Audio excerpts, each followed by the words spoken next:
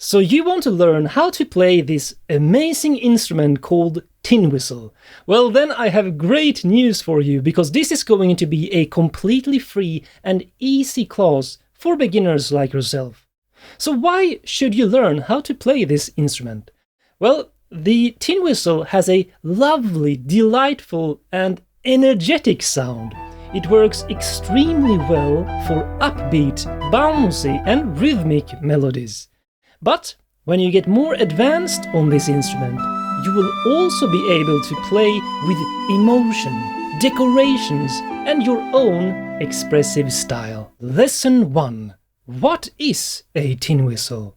The tin whistle, also called penny whistle or Irish whistle, is a traditional type of flute mainly used in Ireland. But it has become popular and spread all over the world, and you can use it in any style of music you like, not only Irish music. Personally, I play a lot of soundtrack music on this instrument, from movies, video games, TV series and so on. One of the most famous uses in popular culture is in the theme song of the Shire in The Lord of the Rings.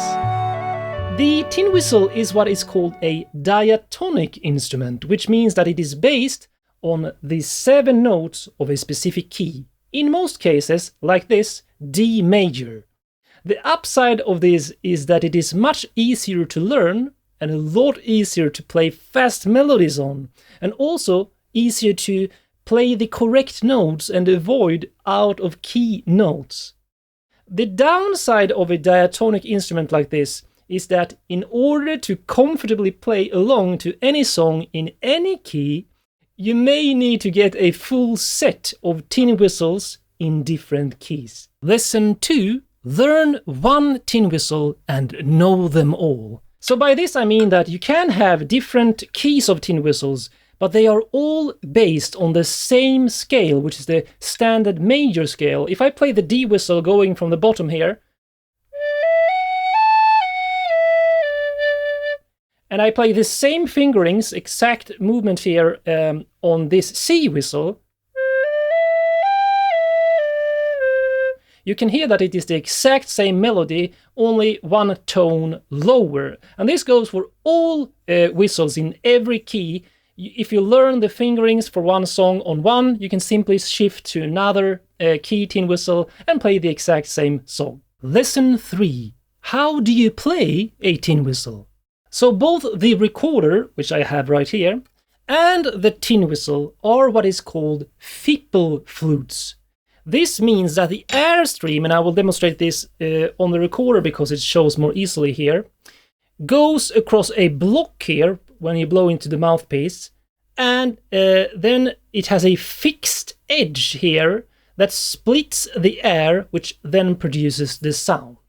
So the fipple design means that it is much easier to produce a note compared to a side-blown flute, since you don't have to worry about shaping your lips and directing the airstream, like you do on a flute. You simply put your fingers over the holes to choose which note you're going to play, and then blow air through the mouthpiece, like this. And since it is diatonic, it is also very easy to learn the finger chart to play each note. So starting from the bottom note, meaning closing all the holes with your fingers, and then simply releasing one finger at a time, you are playing the scale going up.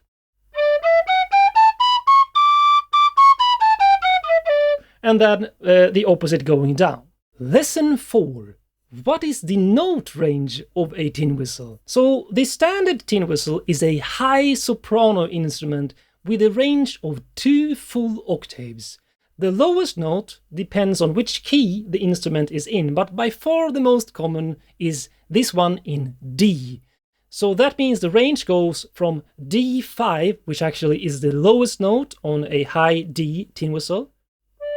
Just close all holes and blow softly. All the way up to D7, 2 octaves above, depending on the whistle and the player. Let's try to go for 2 full octaves.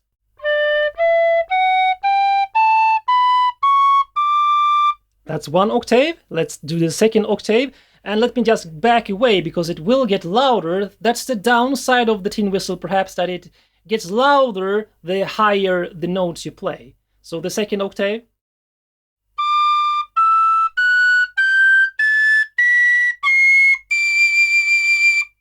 Lesson 5. Tin whistle fingering chart. The great thing about the tin whistle is that playing the notes of the key is super easy, as long as you stick to only playing the notes in the key of your tin whistle. If that is a D whistle, that is D major notes. If it's a C, it's C major notes, and so on. You can get more notes if you do special cross fingerings or semi-closing a hole to get the in-between note, which is often called half-holing. But you should not start with those advanced playing techniques as a beginner. So here is a standard fingering chart for the standard high D tin whistle for both the first and second octave. And remember, if you learn this fingering chart, you can play the same notes, the same fingerings on a tin whistle in D, C, B flat, A, or whatever. It's just that it will be lower or higher depending on the key of that whistle. So if you play the first octave, you simply just blow softer. Then you get to the second octave, and the higher the note, the more you need to push the air. The only difference here between the fingerings for the first and second octave is, you see, the lowest D in the second octave, you can remove your top finger because it will be a clearer high D. And then also the high C sharp, you can either play all holes uncovered or close the 3 bottom holes to get a clearer note. You don't have to do that either. And finally, to hit that high D, which is the third octave, the first note in the third octave, simply the same as the second octave, but blow even harder. That is pretty much as high as you will go on any tin whistle. Lesson 6. How to avoid squeaks on your tin whistle. So one of the most common and annoying mistakes beginners make on a tin whistle is by accidentally leaking air through the edge of one of the holes by not closing the hole properly with your fingers. This can make a very shrill sounding squeak. Let me show you. If I close everything, sounds okay. But as soon as you just shift your finger a bit so it leaks air from one or more of your fingers, listen to what happens.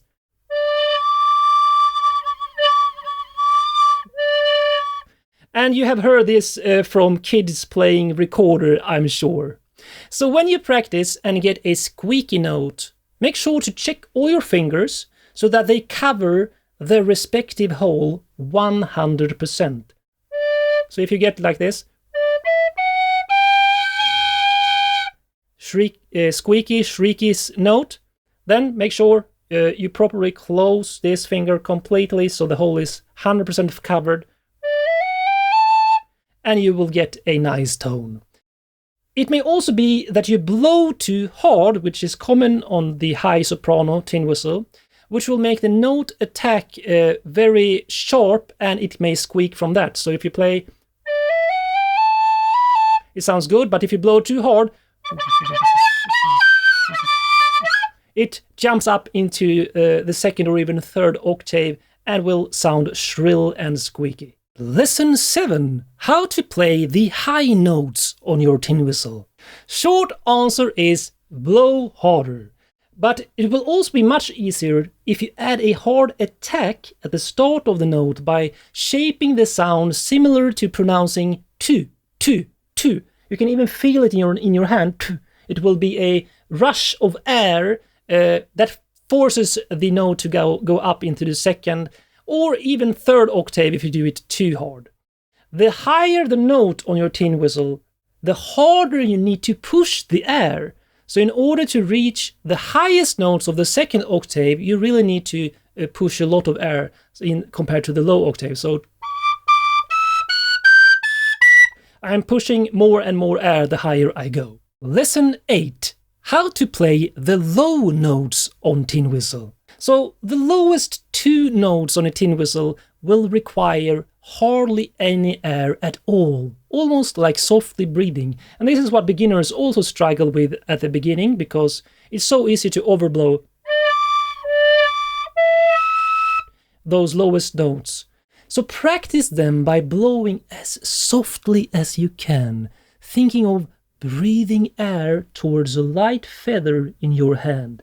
That is how delicate you need to be. Shifting between the first and second octave notes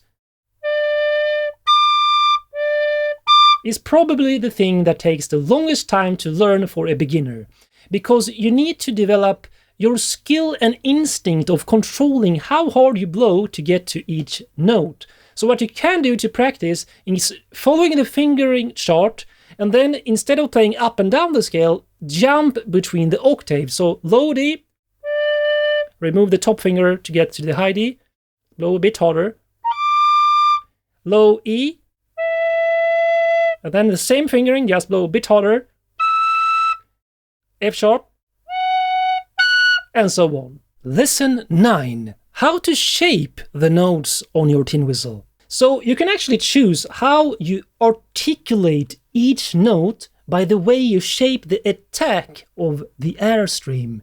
From hard attacks, where you use a hard consonant sound like tu, tu, tu, like this, to soft attacks with a sound like hu, hu, hu. You can feel your tongue is not doing that whipping motion, tu, tu, tu. So playing hu, hu, hu is a softer attack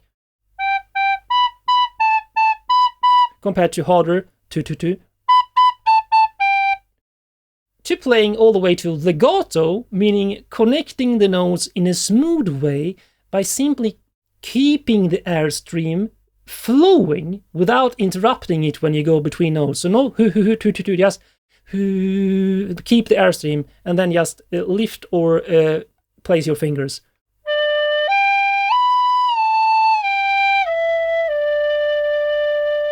That is how you can shape and articulate each note in your performance. Lesson 10. How to play songs on your tin whistle.